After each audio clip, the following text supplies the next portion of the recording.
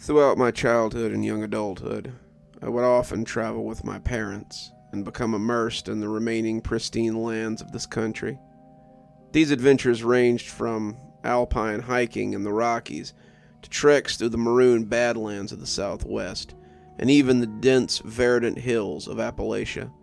Of course, life and lousy people are the bane of any person's simple existence. When my now former boss decided to cover her ass by picking me as the unwilling sacrifice, thus unraveling yet another chapter in my chaotic book of life, I packed it in and found a spot to start over. With a little help from my savings and mostly supportive family, I figured that I may as well live in as heavenly a place as possible while going through hell. So I settled on Ohio's forested hill country. Nestled within some of the most pastoral farmland still left in the country, I found myself a quaint rental in a two-street town that itself sat outside of a proud national forest preserve. That great land of woods, rivers, and hills could even rival its most well-known and deeper Appalachian cousins to the south and east. Better still, it was comparatively less visited, making it a prime spot for me to trek through on my off days. I was more than a bit out of practice and out of shape, but I picked back up on the lessons I'd learned in my younger years in the wilderness quick enough. Those first few hikes were tough, but I talked to a few park employees and rangers before my initial venture to ensure that I wasn't going to get myself on a 411 podcast the hard way. In fact, there was one especially cute ranger who wore her hat just crooked enough for it to be intentional. One I was working up the nerve to ask out for a coffee date when my newfound paradise turned into a nightmare. I figure at a certain point that a solo weekender in the more dense region of the wilderness would be the ultimate remedy to my mental ailment. A nagging voice in the back of my head began whispering otherwise, but I figured that was my anxiety rather than instinct. Hell, it started out fine. I had more than the necessary supplies, a clear route planned, and two people, including said ranger, who knew my plans and my desired endpoint. While I wasn't such a fool to figure that nothing could go wrong, I figured if I was careful and patient on the trail, at least nothing catastrophic would happen. Then, I got myself lost. I don't know quite when it happened, but I know how it happened. Some goofed up combination of my GPS battery system failing me, and not checking the trail map enough, going off trails to make camp in the dark, and my own jacked up headspace that I'd been ignoring for months now. After the initial panic hit, I did my best to calm the what-ifs and remember my training. Get to the nearest elevated point, get my position, and get on a marked trail. I did just that, and saw that I wasn't as far off as I'd feared. In fact, I came across what looked almost like a game trail, if not for the slight indents of human-like prints smattered the damp earthen floor. Not stopping to wonder why those footprints were barefoot, my only concern was connecting with a main trail and hopefully finding other people. With a renewed sense of confidence, I proceeded on down the game trail. I still had that positive outlook in mind when I heard the first howls. Well, howls are putting it mildly. They were more like some wicked amalgamation of roars of bears and the yowls of big cats. The thing that wigged me out a bit at first was that black bears typically strove to avoid human contact, and the Appalachian cougar was either extinct or at best barely existent. Plus, I had a few defenses up my sleeve in the form of bear spray and my prized Glock 20 that my old man had gifted me the day I'd taken my first solo trip years ago now. If the concentrated capsaicin spray didn't deter some forest beast, 10 millimeters of jacketed hollow point surely would, though every part of me hoped it wouldn't come to that point. I'd almost take a mauling over having to kill one of those wonderful endangered creatures.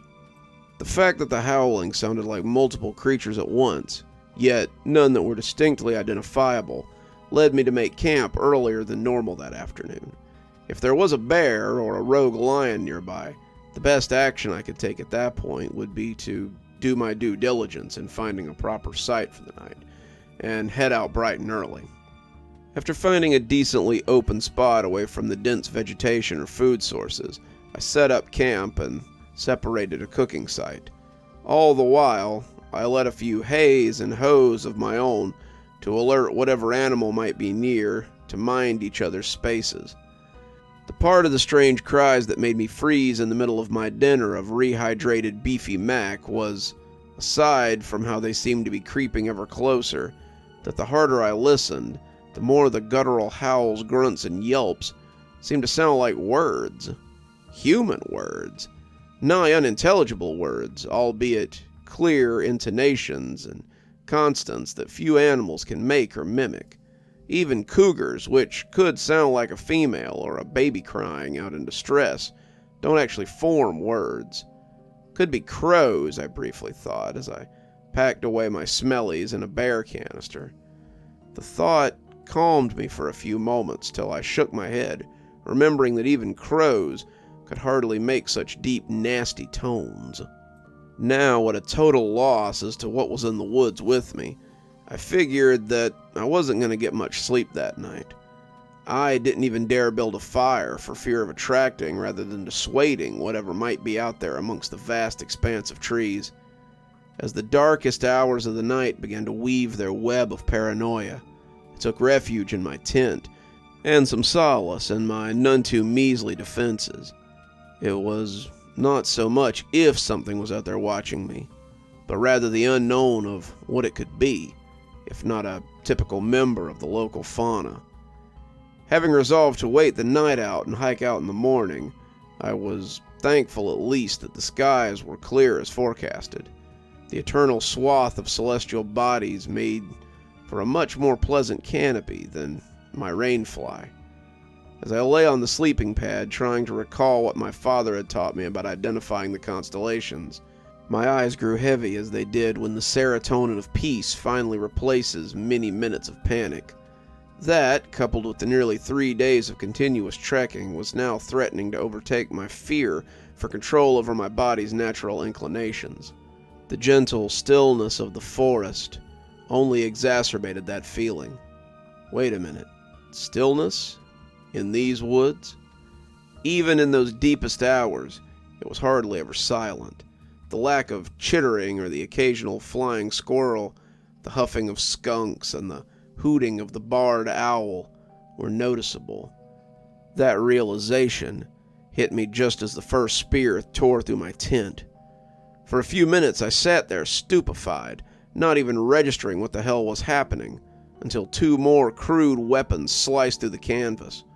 One of them narrowly avoided burying itself in my skull. I wasn't 3 times lucky, however, and the last thrown spear bit deeply into my left bicep. Even as I was thrown on my back from the impact and shocked from the bolt of white-hot pain, my brain didn't register that I was under attack till the same bastardized caterwauling from earlier returned, although now it was less of a call and response and more like the war cry of the Devil's Own Legion. I grabbed my backpack from my prone position in the tent, throwing it over me in a desperate attempt for cover as a final pair of spears tried to find their mark. I was just quick enough to get the pack up on my chest as one of those fierce weapons ripped into the nylon instead of my flesh. The war whoops and animalistic roars were nearly on top of me now. I figured that staying in my tent surely meant death, so still holding my speared backpack, I burst through the shredded side. Right as I freed myself, I fell sideways and down into the forest floor with a rough jerk. Christ alive, what now? The damn spear had caught on a torn flap and tripped me up. Oh God, I'm a dead man. I'm a dead man, I thought, now seeing a pair of wild-looking humanoids approaching out of the brush with wicked gleams in their fierce orange-yellow eyes. As the large figure approached, I began to be able to make out some of their features in bright gleams of the moonlight. They were indeed huge, relative to even my 6-foot linebacker frame. Even in that pale, dim light, I could tell their great size. The bastards seemed thick with hair, too, far from what anyone could be. But it was those terrible yellow eyes and snarling visages that made me realize I was most assuredly not dealing with any ordinary humans. I heard soft pattering to my left and another on my right. More of these things were flanking me, toying with me, like they'd done this before. Not knowing whether they wanted to kill me or eat me or do something even more gruesome than my own mind could conjure in that moment, I resolved to at least die with my boots on. When I had fallen, by yet another miracle, my pack had spilled a few of its contents that had been stopped in place by my body. Chief among them was my father's 10mm and my own maglite. With a maniacal grin, I exploded into movement in a way that one can only when they're dealing with their own grim demise. My slashed arm arced with the swing and sent streaks of pain up through my body as the maglite connected brutally with the strange humanoid's arm. Howls of pain erupted as that and at least one of my bullets found its mark. Having bought myself a few minutes, I pushed upright and back a few yards against a massive tree fall, smacking the maglite button on. Part of me even now wishes that I hadn't witnessed the true forms of what hunted me that night. The maglite's powerful beam revealed what the full moon could not. These things, they were human, sort of, but also something else entirely, something more. They stood bipedal and tall, as I already discerned, but what I had first thought to be bunches of excess hair was actually thick but surprisingly well-kept fur of various brunette shades covering almost every square inch of their otherwise naked forms. Their limbs were as elongated as their torsos, topped off by fearsome knife-like claws. Indeed, it was the man-beast's face that shook me, and have thus adhered most to my poor mind. Each of them was different, yet equally as horrible. One of them, presumably the leader by its frame and command over the others, was snout-like, though more ursine in nature than its companions. It was not as natural as a bear, however, the tip of its snout curling inward in a grotesque manner, and I realized it was smiling at me. Unlike the others, its eyes were fiery, amber blazes that seemed to carry within them a tragic brew of pain and fury. It carried in its furry hand a gnarled stave that stood nearly as high as its bushy head and as solid around its forearms. Carved with the strange sigils and symbols, I made my fading mind spin deeper into madness with every passing second. Of course, the blood loss from the gash of my own arm wasn't helping. All the while those eyes stared fixedly at my own, very mortal ones. The faces of the others were far more canine or cat-like, yet all held the same malformed grins as they calmly approached their prey. I noticed to my further dismay that, though I'd successfully blown multiple gaping holes in both their chieftain and their female cat beast on the right, those wounds were fast healing. Lord knows if the shots had even slowed them down. When they were within a few feet of me, and I was prepared to make my final futile stand, after pissing myself in terror and making whatever peace with God I could muster, the chieftain held out its arm, grasping the eldritch staff. Obeying their leader, its charges promptly stopped mid-stride and dropped to all fours, crouching as their respective natural animals would have. As he crossed those final steps between us, the truth, at least some of it, of what these things were, came to light under the rays of the moon. Still wearing that abhorrent smile, with each step, the creature morphed before my gaze. The dark brown fur covering it from snoot to foot shed, its snarling animalistic visage changing back into that of a racially undefined but hateful-eyed man. His tapered claws shifted back into thick human nails, muscles twisted, bones cracked, and limbs retracted, until the beast had become a man once more. He wore a leather loincloth, and still held that terrible stave, whose sigils I now saw matched those of the deep emerald and wood blue painted on its face and legs and chest. The beast-turned-man was now so close that I could almost taste his coppery breath as he lowered his head to meet my own, those amber blazes of eyes boring into my soul. Trembling, I couldn't even scream or beg for mercy as the fear gripped me so tight. With a movement that surpassed the quickness of any athlete, he grasped the side of my skull with his rough, meaty hand. Visions assaulted me of explorers and campers, both present and far past, being stalked and toyed with before being ritualistically butchered and consumed in the name of a long-forgotten deity. Visions of treaties made then broken, warnings unheeded, and finally of the brutal consequences that followed, all of which strove to shatter my already fragile psyche.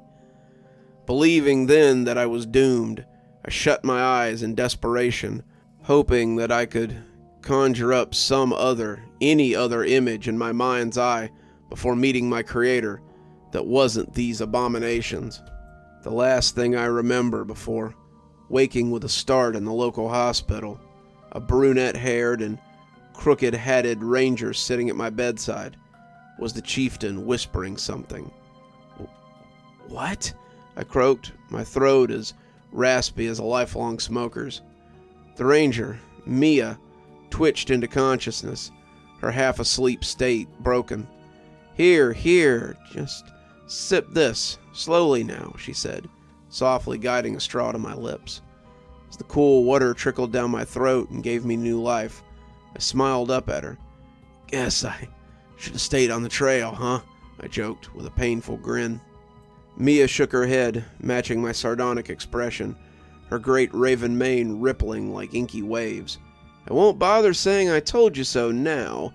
I'll save that for our coffee date." Even feeling like I had crawled out of perdition itself, my eyes lit up at the words. "I'll, pick you up at 8. Just got a couple of things I gotta take care of first, huh?" She let out a giggle that had some of the nurses rolling their eyes. "I'll say. But weird thing is, even though we found your mangled campsite, the hiker that radioed us yesterday morning found you on the main trail a mile east. Like you just laid down and slept there," she said, turning her back to refill the cup. "You wouldn't happen to, recall how you got there, or what happened before, would you?" "Very weird. Yeah, I don't really remember what," I started to reply before I looked up at her. Mia suddenly had an intense expression on her olive-hued face that had not been there a second ago. "Nothing? Nothing about the animal attack?" she said pointedly. Something about her abrupt change told me that I shouldn't answer. The whole ordeal was more akin to a nightmare than reality in any case, and part of me just wanted to compartmentalize the whole shit show up to some kind of natural explanation. Maybe I'd just foraged the wrong mushrooms or went into an acute psychiatric episode out there. Really, I just wanted to move on, as I'd already done with so much in my life, that I gave Mia the answer she and I both needed. "Nah, not really," I said, shaking my numb head. "Only that someone out there sure as hell is looking out for my stupid self." Mia dropped that fervent look as swiftly as it had risen, giving me another of her warm smiles that validated the voice, telling me to sequester what another voice was screaming was the truth. She gave my hand a squeeze and moved again to get the cup. "You know, Carl, I like you because you have a genuine love and, more importantly, respect for this land. There are so many people, past and present, who think they do, but they have no idea whatsoever. You know, some jackasses are even doing those stupid heart carvings over ancient cave drawings." She turned back and placed the cup in my hands before sliding me a piece of paper with a phone number. I took both and with a shrug said, "Guess it's just how I was raised, and see you soon?" "I hope so," she said with her usual pepperiness before turning to head out. Still, if more people had a little bit of respect, maybe fewer fools would go missing, and less pristine land would disappear with each passing year. Hell if I could argue with that, and said as much before waving her goodbye. She turned around once more before pushing through the exit. Just remember, Carl, next time stay on the damn trail. Your guardian angel might not have as much pull as you think she does. As she left, I lay my head back down on the hospital bed. I could have sworn on anything that I saw a faint but fiery glint of amber when she winked at me. Did I see that? Or was it just simply the glow of the sunset mixing with the discolored hospital lights? I shoved that thought also into the recesses of my mind, resolving to stay as balanced as my will would allow. I was safe now, healing up, and even had my first real date in a while to look forward to. Mia had also taken the liberty of getting me a few personal items, my laptop included. Plus, I had pretty damn near majestic view of the hills from my window. Life could be worse. Still, a voice that wasn't quite mine kept whispering a singular, repeated promise, threatening to undo that threadbare sanity. When the earth is sick, its guardians will emerge to heal it. You're still here. I thought you might be. Thanks for joining me for tonight's story. If your insatiable appetite for horror knows no bounds, might I suggest one of our playlists, or one of our previous stories in the archive? There should be one appearing at the end of the story any minute now. And of course, if you're not subscribed, why not go ahead and hit that subscribe button? Maybe hit that notification bell so you don't miss any of the spooky things that we do here. If you prefer your horror a little more analog, you can always pick up one of my books. There's a link below to my latest, and it'll take you to all the great things that I've posted on Amazon. For my book lovers in the audience, I always suggest coming on down to Patreon so you can become part of my ghostly reader tier and get a book anytime I write one, which is usually about twice a year. Speaking of my patrons, let's go ahead and thank them. Thanks to Janet for being our Spooky Skeleton tier contributor, and thanks to Hi Stacy, Winter, Xaronan, Emily Coltsfoot, Stephanie Carrington, Marianne Schuler, Tyler Parker, and Jennifer Damron for being our ghostly reader tier contributors. Thanks, everyone. We just couldn't do the show without you. If you're thinking you might like to become one of my patrons, follow the link below to my Patreon. And as always, however you support the show, I appreciate it.